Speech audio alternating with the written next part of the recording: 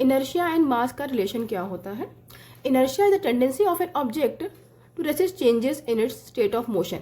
Basically ये होता है कि कोई भी हमारा ऑब्जेक्ट अगर है तो इनर्शिया जो है वो उसकी वो टेंडेंसी है जो कि इस ऑब्जेक्ट को इसका मोशन होने से रोक रही है।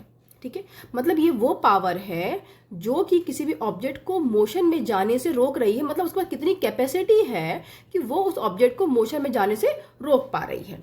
मतलब किसी के पास कितना पावर है कि वो कह रहा है हम नहीं हिलेंगे, यहाँ से हमें हिलना नहीं है। तो जो ज़्यादा हैवी होगा उसके पास ज़्यादा पावर होगी, जो लाइट वेट होगा ऑब्जेक्ट उसके पास पावर कम होगी, क्योंकि हम लोग ईजिली हम लोग उसको उसके प्लेस से हटा सकते हैं, उसको मोशन करा सकते हैं, या फिर अगर वो मूविंग है ऑलरेडी तो हम लोग उसकी स्पीड को चेंज कर सकते हैं। तो अगर हम देखा जाए तो यहाँ पर क्या इनर्शिया जो होता है वो बेसिकली डिपेंड करता है मास पे। इट डायरेक्टली प्रोपोर्शनल टू क्या होता है, वो मास होता है। ठीक है, क्योंकि जितना ज्यादा हमारा मास होगा उतना ही ज्यादा हमारी बॉडी का इनर्शिया होगा, क्योंकि वो उतना ही ज्यादा अपने आप को रेसिस्ट कर पा रहा है मोशन ना होने से। ठीक है, तो inertia is how difficult it is to change the object's motion. तो हमारा ये हम कह सकते हैं कि इनर्शिया जो है ये वही पावर है जो कि किसी भी ऑब्जेक्ट को मोशन में जाने से रोक रहा है। तो ये जितना ज्यादा इनर्शिया होगा उतना डिफिकल्ट होगा हमें किसी भी ऑब्जेक्ट को मोशन में लाना। तो हम डेफिनेशंस की देखते हैं।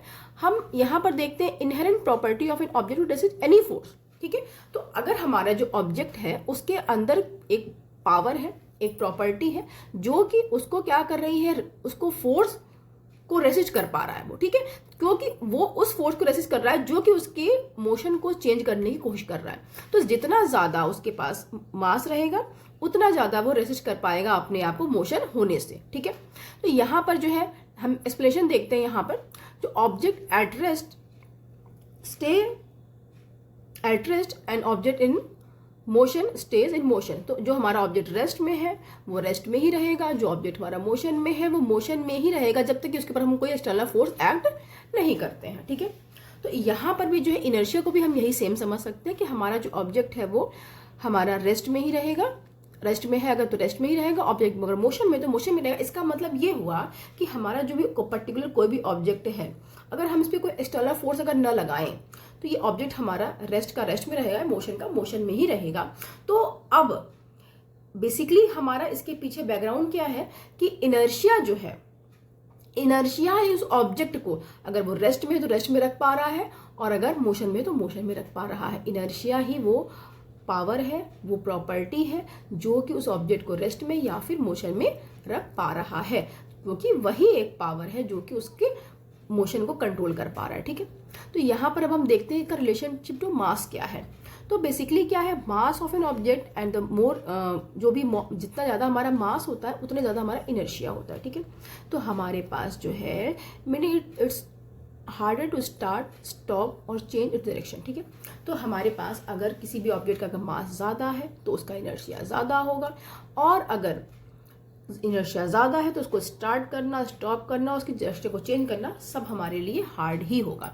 अब हम डेफिनेशन की बात करते हैं। अगर मास की डेफिनेशन की अगर हम यहाँ बात करते हैं तो यहाँ पर क्या है, a measure of quantity of matter in a physical body. तो यहाँ पर जो है हमारे पास measure of physical quantity in a matter of matter in a physical body is called mass. ठीक है, तो ये हमारा कहलाता है, ये मास कितना क्वांटिटी ऑफ मैटर हमारी बॉडी में है वही हमारा कहलाता है मास। ठीक है, अगर इसका एक्सप्लेनेशन क्या कह सकते हैं, it's a fundamental property of matter that quantifies how much stuff is in an object. ठीक है, तो हम मास में ये कह सकते हैं कि हमारी फंडामेंटल प्रॉपर्टी ऑफ मैटर है, मतलब हमारी जो मैटर है, जो हमारा मैटर है, ये स्मॉल क्वांटिटी जो है, ये हमारे जो स्मॉल पार्टिकल्स जो है इन्हें हम कह सकते हैं।